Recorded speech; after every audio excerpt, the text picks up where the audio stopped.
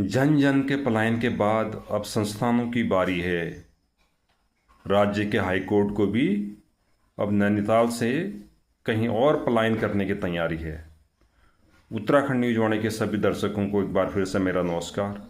तो साथियों, जैसे आप सबको पता है, पिछले दिनों समाचार पत्रों के माध्यम से या टेलीविज़न के माध्यम से या जो न्यायपालिका में लोग बैठे हैं उनके माध्यम से हम सबको पता चला है कि हमारा जो उत्तराखंड का राज्य की हाई कोर्ट है नैनीताल में स्थित, उसको भी नैनीताल से किसी दूसरी जगह मूव करना है, यानी कि नैनीताल हाई कोर्ट का भी पलायन होना है। अच्छी बात है।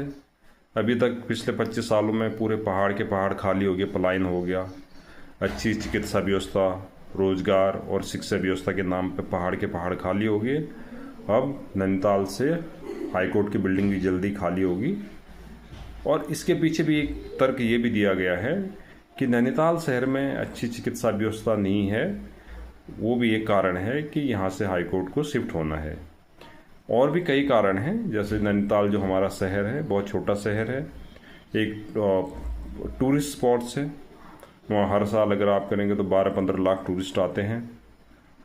और उसकी वजह से क्या, वहाँ की जो शहर की जो कैरिंग कैपेसिटी है, जो होटल की व्यवस्थाएं हैं या खाने पीने की व्यवस्थाएं हैं, जो ट्रैफिक की व्यवस्थाएं हैं, वो स्मूथ तरीके से नहीं चल पाती, जिसके कारण जो न्याय की गुराह में आए लोग होते हैं उनको न्याय नहीं मिल पाता और न्याय थोड़ा महंगा हो जाता है, क्योंकि वहाँ शहर में जो है ओवरऑल इंफ्रास्ट्रक्चर महंगा है। तो ये भी एक कारण है।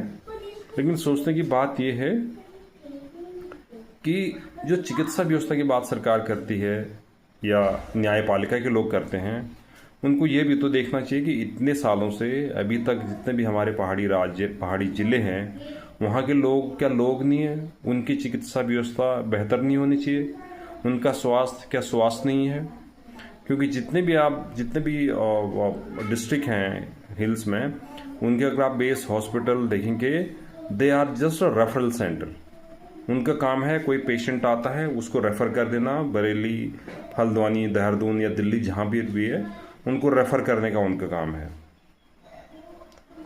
तो सरकार को ये भी सोचना चाहिए, भाई ठीक है, आप न्यायपालिका के लोगों के लिए अच्छी चिकित्सा व्यवस्था नहीं है नैनीताल में, कोई प्राइवेट हॉस्पिटल नहीं है, जो सरकारी चिकित्सालय है बीडी पांडे का, वो उसकी भी व्यवस्था कोई बहुत बेहतरीन नहीं है।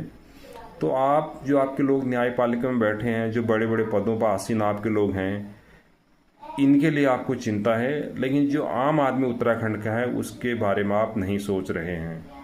आप वहाँ के जो भी बेस हॉस्पिटल हैं उनकी व्यवस्था अच्छी नहीं कर पा रहे हैं। तो इस सरकार को सोचने की ज़रूरत है, क्योंकि क्या होता है कि हम किसी को इतने हद तक, यानी कि इतने लेवल तक परेशान ना करें कि बंदा फिर अपने आप में कुछ ऐसे फैसले ले कि जो आगे सरकार के लिए खतरनाक साबित हो सकता है। और पिछले 25 सालों में जो हम बोलते हैं हमारी पहाड़ी राज्य है, तो पहाड़ी राज्य की कल्पना तो बस हमारे दिमाग में है और टेबल पर ही है। धरातल पर देखेंगे तो पहाड़ी राज्य जैसा हमारे राज्य में कोई काम हो नहीं रहा है। लगभग 15 साल बीजेपी की सरकार को होने वाले हैं, उससे पहले 10 साल कांग्रेस की भी सरकार रहे। ये अभी तक ये डिसाइड ही नहीं कर पा रहे हैं कि हमारी राजधानी कहाँ होनी चाहिए। अब इस पर देख, सरकार खुद नहीं आनी चाहती पहाड़ों में, जो हमारे ब्यूरोक्रेसी है वो खुद नहीं आना चाहती है। अगर नहीं आना चाहते तो सरकार क्लियरली करे, भाई ठीक है, हम पहाड़ में राजधानी नहीं बना रहे हैं, पहाड़ में हम कोई भी संस्थान नहीं खोलेंगे, जितने भी संस्थान खुलेंगे वो सब मैदानी इलाके में खुलेंगे, मैदानी जिलों में खुलेंगे, पहाड़ में कुछ नहीं खुलेगा। सरकार खुल के बोले, एटलीस्ट उसमें ये तो रहेगा, हम इस गलतफहमी में, इस उम्मीद में नहीं रहेंगे कि भाई पहाड़ का विकास होगा। क्या पहाड़ का विकास खाली ये हल्की फुल्की रोड चले जाने से पहाड़ का विकास है? सिर्फ रोड जाने को ही विकास कहते हैं?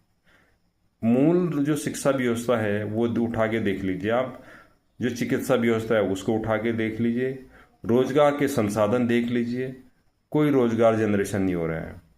जो नारायण दत्त तिवारी के टाइम पे कुछ 2-3 स्पेशल इकोनॉमिक जोन खुले थे, वो भी मैदानी क्षेत्रों में, जैसे हमारा ये सिटकुल का एरिया पंतनगर का है, या हरिद्वार का है, या सैलाकुई देहरादून का है, उनमें भी कंपनियां भाग रही हैं क्योंकि टैक्स पीरियड ख़त्म हो चुका है।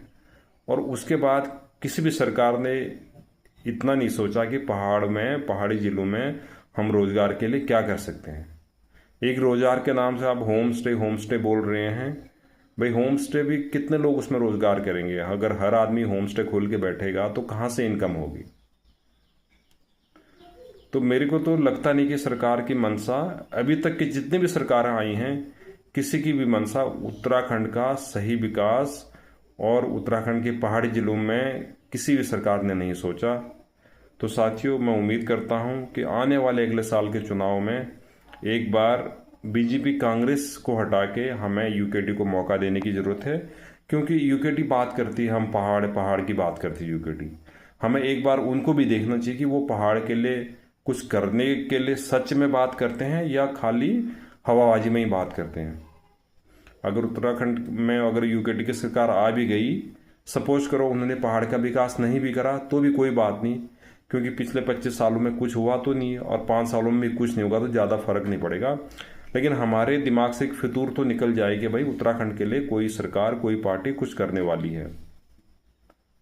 तो दोस्तों, अभी तो सिर्फ हाईकोर्ट का पलायन हो रहा है नैनीताल से हल्द्वानी में। देखते हैं आगे आगे और कितना पलायन होता है। सरकार भी यही सोच रही होगी, भाई गांव के गांव तो खाली हो चुके हैं पलायन के मारे, तो अब सरकारी संस्थानों को भी हम पहाड़ में रख के क्या करेंगे। बाकी सोचना दोस्तों कि उत्तराखंड के विकास के लिए क्या कांग्रेस बीजेपी के अलावा अगर हमारे पास कोई ऑप्शन दिखता है 2026 में, तो सबको उस ऑप्शन को सपोर्ट करने की ज़रूरत है, हमारे आने वाली पीढ़ी के लिए और हमारे उत्तराखंड के एक अच्छे भविष्य के लिए।